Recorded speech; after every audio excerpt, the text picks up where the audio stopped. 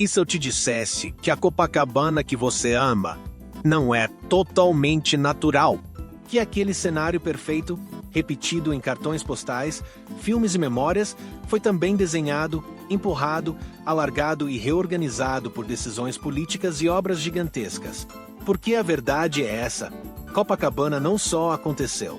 Copacabana foi construída para parecer eterna. Durante décadas, vendemos a imagem de uma praia que sempre esteve ali, como se o mar tivesse aceitado, em silêncio, o lugar que hoje conhecemos.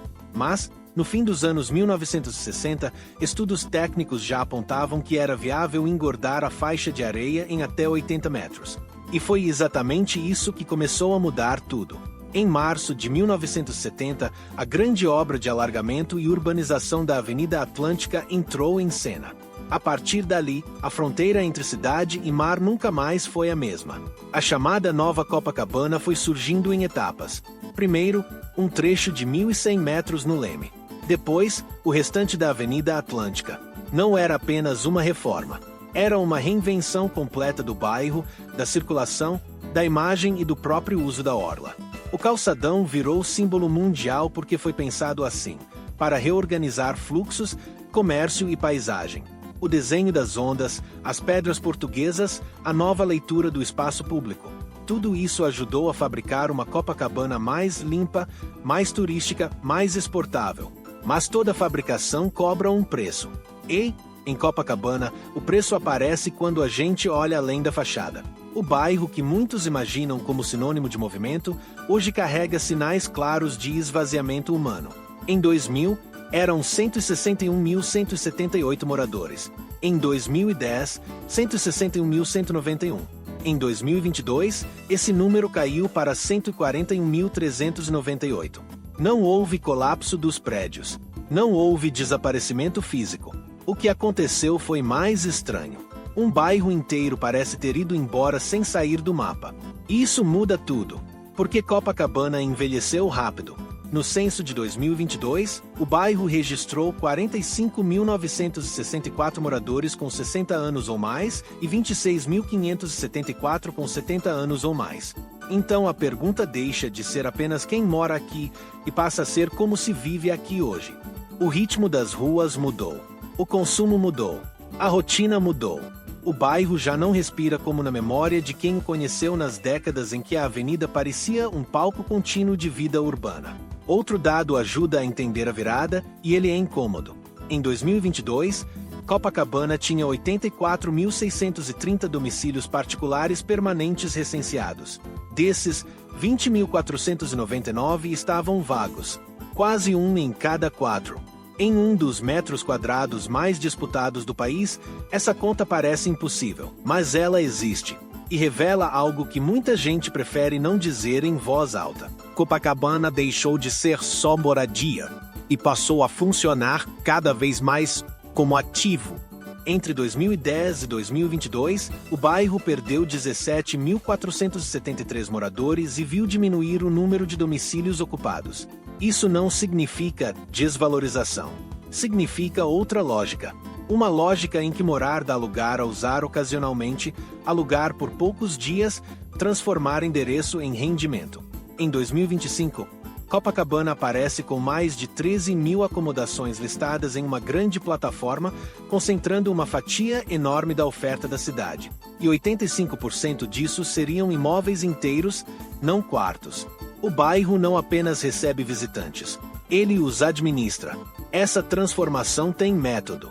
A concentração de anúncios em poucos anfitriões, imóveis comprados, reformados, mobiliados e colocados para girar de 1 a 4 dias. O que antes era vizinhança, agora também é inventário. O que antes sustentava laços, hoje sustenta fluxo. Copacabana continua viva, mas em outra frequência. Mais rápida, mais curta, mais lucrativa, mais instável. E quando a mobilidade entra nessa equação, o bairro acelera ainda mais. A chegada do metrô em 1998, depois novas estações em 2013 e 2007, encurtou distâncias e ampliou a circulação. De repente, Copacabana ficou ainda mais conectada ao resto da cidade. Isso parece positivo. E é. mas também intensifica o entra e sai, o turismo, o consumo imediato e a pressão sobre o espaço urbano. Quanto mais fácil chegar, mais difícil permanecer do mesmo jeito. A rua também foi sendo redesenhada como produto. Nos anos 1990, o projeto Rio Orla padronizou quiosques, ciclovia e iluminação. Depois, a gestão dos quiosques passou a uma concessionária privada. A estética virou infraestrutura de consumo. O informal foi empurrado para fora ou para a margem. E o bairro, que já era vitrine, ficou ainda mais controlado. Não é só uma mudança de paisagem. É uma mudança de poder sobre o uso do espaço público. Essa tensão aparece com força quando segurança e turismo se cruzam. A inauguração de unidades de policiamento e operações em áreas estratégicas buscou responder a uma promessa antiga: pacificar o coração turístico da cidade. Só que a vida real não se reduz a anúncio oficial. O controle pode até reorganizar a superfície, mas não resolve sozinho a complexidade social que pulsa ali por baixo. Copacabana continua sendo um território em disputa entre quem quer morar, quem quer lucrar, quem quer circular e quem só quer sobreviver. Talvez por isso os mega-eventos funcionem tão bem aqui. O bairro aprendeu a se moldar ao espetáculo. No Réveillon, há anos, milhões ocupam a areia, hotéis lotam, a cidade inteira se inclina para a orla. Em 2024, um megashow reuniu multidões gigantescas e colocou Copacabana de novo no centro do mundo. Por algumas horas, o bairro deixa de ser apenas bairro e vira nação temporária. Mas quando a festa termina, sobra a pergunta: essa escala de evento fortalece a vida local ou apenas prova que o lugar pode ser usado até o limite? A resposta talvez esteja nas camadas mais silenciosas de Copacabana. Na intimidade dos prédios. Em um edifício de 12 andares, com centenas de apartamentos conjugados, um documentário famoso mostrou o que o cartão postal costuma esconder: solidão, desejo, conflito, lembrança, sobrevivência. Ali, longe do mar aberto, Copacabana reaparece como um universo fechado, cheio de vozes, histórias e fraturas. É nesse contraste que o bairro revela sua verdade mais humana. E há também os desaparecimentos simbólicos. O Cinema Rian, inaugurado em 1932 de frente para o mar, foi demolido em 1983. Parece um detalhe, mas não é. Quando um cinema some, não desaparece só um prédio. Vai embora uma certa Copacabana, aquela das salas de rua, da experiência compartilhada, da vida urbana menos apressada. Em seu lugar, surge outra lógica, outra economia, outro tempo. Por isso, a verdade chocante sobre Copacabana não é que o bairro mudou. Isso todo mundo vê.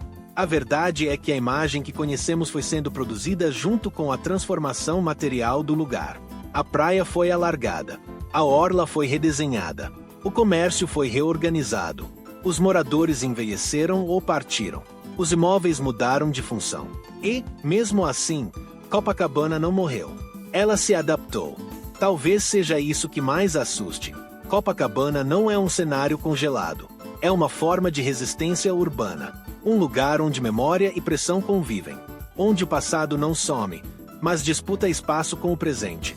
Onde o glamour existe, mas não sozinho. Onde o turismo ilumina, mas também encobre.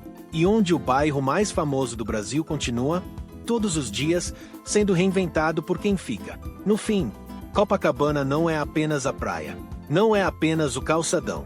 Não é apenas festa, prédio, comércio ou cartão postal. É um organismo urbano em conflito constante com a própria imagem. E talvez a maior verdade escondida nesses 50 anos seja essa. Quanto mais Copacabana tenta parecer estática, mais ela revela que sempre foi mudança. Comenta qual Copacabana ficou na sua memória.